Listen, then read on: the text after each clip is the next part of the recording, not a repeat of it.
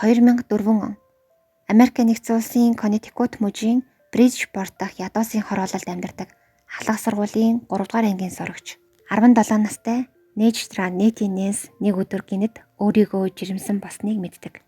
Түүний хүсээгүй жирэмслэл байсан учраас маш хүнд цохилтонд орсон. Мөн энэ тухайга хүнд ч хэлэхгүй байхаар шийддэг. Гэхдээ цаг хугацаа өнгөрөх тусам хүмүүс түүний гэд томрохыг анзаарч цаашид жирэмсэн гэдгээ нуух боломжгүй болсон. Удалгүй Нэтигийн үеэл Британи өөрийгөө жирэмсэн болсныг түүнд хэлсэн бөгөөд ашгүй сэтгэлийн онгодол ярилцах хүнтэй болж ингэснээрээ хүүхдээ эрүүл саруул төрүүлэх хүсэл эрмэлзэлтэй болсон гин. Тэд эмчийн хяналтанд орж хүүхдээ эрүүл саруул бойжуулахын тулд эмнэлэгт очих шаардлагатай. Гэвч тэдэнд мөнгө байгаагүй. Гэвч тэд судалсаар төрхийн өмнөх эмчилгээ үнэгүй хийгддэг хөтөлбөр байдгийг мэдээд тус хөтөлбөрт хамрагдахын тулд хамт бүртгүүлэхэр болдог.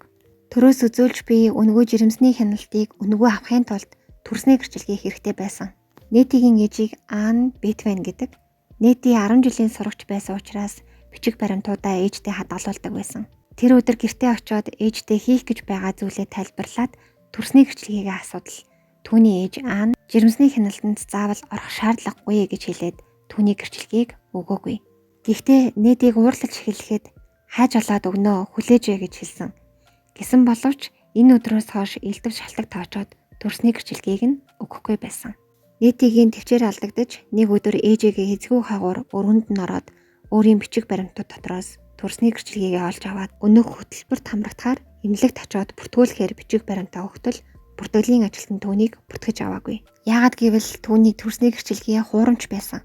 Төрсний гэрчлэгийг хуурамч гэдгийг сонссон Нэти түүнд итгэхгүй ажилтан руу уурлаж чангаар орилж байх үед тус хөтөлбөрийг хариуцсан менежер гарч ирээд дахин чимээ шуганд гаргавал хуурамч бичиг баримт үйлдсэн хэрэгээр цагтаад өгнө гэж анхааруулдаг. Тэгээд Нэти тус эмнэлгээс гарч аваад шууд гэртээ очин ээжтэй эмнэлэгт болсон явдлын талаар яриад ямар учиртайг нь асуухад ээж нь санаа алдснаа юу ч хэлээгүй гин. Хэд хоногийн дараа ээж нь ажилласаа орж ирээд Нэтигийн өрөөнд орж орных нь хажууд суугаад гинэд сөрхөртлөө уйлдаг. Нэти ээжигээ ингэтлээ уйлж байхыг өмнө нь харж байгаагүй учраас сандран юу болсныг нь асуухад ээж нь түүнээс уучлалт гуйсаар байсан. Нилээн удаан уйлж суусныхаа дараа өөрийгөө Нэтигийн төрсөн ээж биш гэдгийг хэлсэн. Аан түүний эцэг эхийг харт амхинд донцсон байсан учраас өөрийг нь хайхардаггүй байсан. Тийм болохоор өөр дээрээ авч өсгсөн гэж тайлбарласан байна. Нэти түүний яриаг сонсоод мэдээж маш хүнд цохилтонд орсон ч өдийг хүртэл өсгөж хүмүүжүүлсэн. Ганц тусал цус чалилдаагүй хэрнээ өөрийн хүүхэд чигээ хайрлаж байсанд нь талархаж байгаагаа хэлээд үргэлжлүүлэн ээж охин хിവэрээ хамт амьдарцгаая гэж хэлэн түүнийг тэрэн тайлгаруулсан байна. Ингээд 2005 оны 5 сард Нэти охинтой болж Саманира гэж нэрлсэн. Энэ үед Нэти ахлах сургуулаа төгсчихсөн жижиг буудалд ажил хийж охиноо өсгөж байсан. Тэгээд төд удалгүй охинтойгоо Жоржиа мужийн Атланта руу нүүсэн. Ээжээсээ холсон ч өмнөх шигээ харилцаатай байсан ба байнга цахиагаар харьцдаг байж. Гэхдээ Нэти өөрийгөө яагаад төрсөн эцэг ихтэй хаягдсныг мэдхийн тулд ээж Аннасаа нууцаар судалж эхэлсэн байна. Өдөр бүр интернетээр сургахгүй алга болсон хүүхдүүдийн талаар мэдээлэл, эрен сурвалжилсан зар гих мэтийг хайж судалж байсан. Тэгээд 2010 оны 12 сард мөн л интернетээр хайлт хийж байхдаа санаандгүй сургахгүй алга болсон болон хүчирхийлэл төрсэн хүүхдүүдийг хамгаалах үндэсний төвийн цахим хуудсыг олдог. Энэ хуудсанд Америк нэгдсэн улсын өнцөг булан бүрээс сургахгүй болсон хүүхдүүдийн гэрэл зургууд байсан. Нэти тэр зургуудыг эхнээс нь нэгэнгүй үзэж байгаад 1987 оны 8 сарын 4-ний өдөр төрөөд 19 хоногтой байхдаа сургахгүй алга болсон Ниран зургийг олж хардаг бөгөөд тэр зураг түүний анхаарлыг ихэд татсан гин. Яагад гэвэл өөрийнх нь охин Саманирата болон өөрийнх нь багын дөрхтэй маш адилхан байсан. Нэти эхлээд тус нарай хүүхдийн зургийг татаж аваад хадгалаад яах ёстойгоо сайдар бодсны эцэст 2010 оны 12 сарын 25-нд сургахгүй алга болсон болон хүчирхийлэл төрсэн хүүхдүүдийг хамгаалах төв рүү залгаж өөрийгөө тус сайтад зурганд байрсан нэраа хүүхэд байж магадгүй гэж хэлдэг. Тэгээд хүүхэд хамгаалах төвийн хүн тус нарийн зургийг байрлуулсан хос буюу хүүхдийн эцэг эх болох Жой Карл нартай холбогдож энэ тухай хэлдэг. Мөн Нэтиг тэдний төрсэн охин мөн эсхийг шалгахаар ДНК шинжилгээ авсан.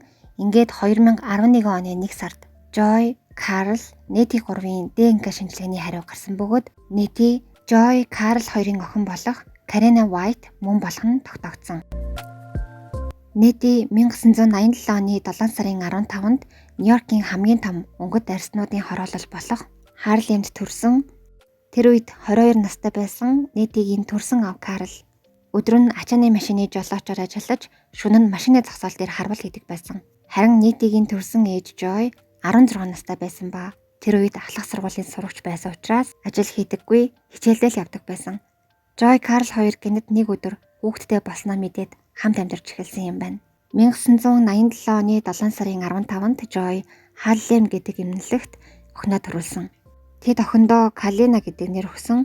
Ядуу тарчиг амьдралтай байсан ч охиноо хайраар дутаахгүй хичээнгүй ажиллаж аз жаргалтай амьдардаг байсан гин. Гэтэл нэг өдөр охин нь 40 хэм давтлаа халуурсан. Анх удаа хүүхэд өсгөж байгаа залуу хос учраас тэд маш их сандарч охиноо төрүүлж байсан Халлем эмнэлэг рүү 1987 оны 8 сарын 4-нд явцгаасан.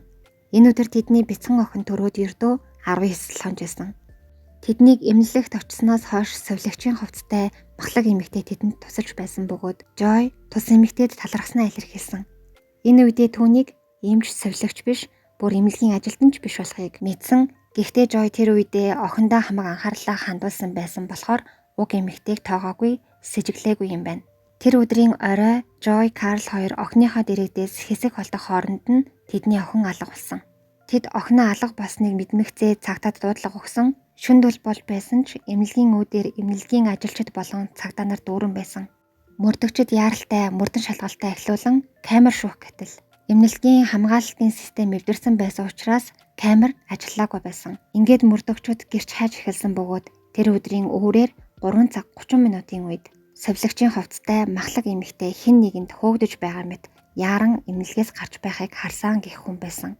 Гэхдээ тэр эмэгтэй хүүхэд тэврээгүй байсан гэж мэдүүлсэн байна. Мөрдөгчд харин махлаг хүн байсан болохоор хувцсандаа нэраа хүүхэд нуухад хүмүүс анзаарахгүй байх магадлалтай гэж үзэн тус эмэгтэйг сэжиглэж эхэлсэн ч баттай нотлох баримт олдоогүй тул түүнийг баривчлаагүй байцаагаагүй юм байна.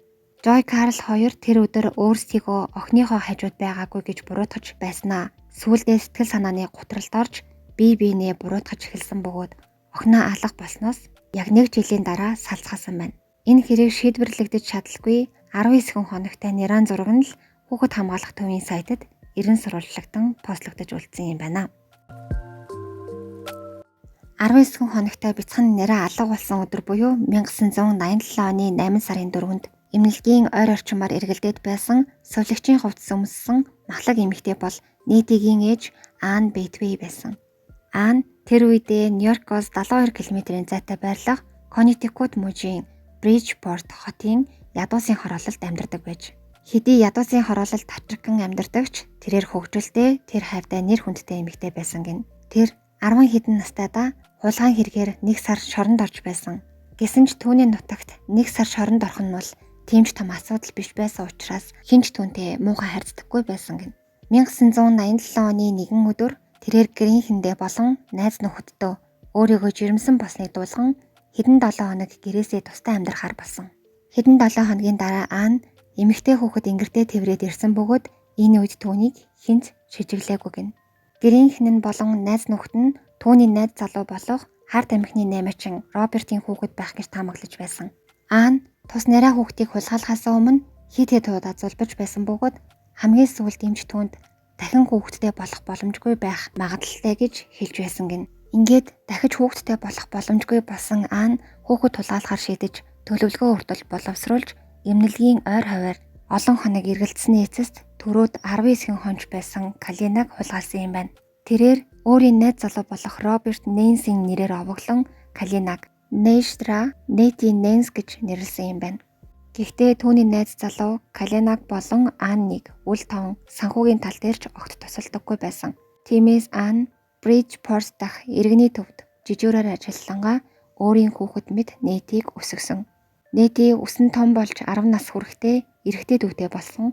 Дүү нээжтэйгээ маш адилхан байсан ч харин Нэти ээжтэйгээ ямар ч төсгүй байсан. Түүнийг найз нөхөд нь эсвэл хамаатан садн нь ээжтэйгээ төсгүйг нь хараад чамааг гүүрний дороос олсон гэж тахуурхдаг байсан гин. Энэ үед Нэти ээжээсээ өөрийгөө яагаад ээжтэйгээ адилхан биш байгааг асуудаг байсан бөгөөд ээж нь түүнийг хачин зүйл ярьлаа гэж уурлаад асуултанд нь хариулт өгөхгүй байсан. Тэгээд Нэти өсөн том болж 2004 онд 17 наснда жирэмсэн болсон.